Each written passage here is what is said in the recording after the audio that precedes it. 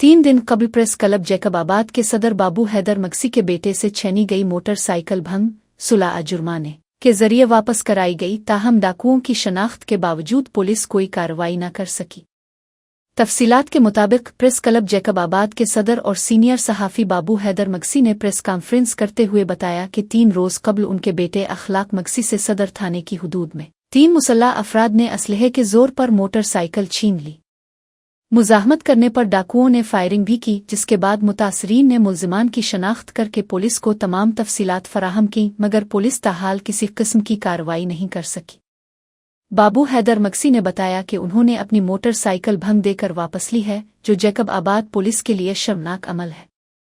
उन्होंने कहा कि जैकबाबाद शहर में रोज़ाना लूट मार की वारदातें हो रही है, जबकि पुलिस की नाअहली शहरियों में मज़ीद मायूसी पैदा कर रही है। उन्होंने आईजी सिंध पुलिस से मुतालबा किया कि जैकबाबाद पुलिस में शामिल सुस्त और नाअहल अफसरान के खिलाफ सख्त कार्रवाई की जाए ताकि अवाम का एतमाद बहाल हो सके।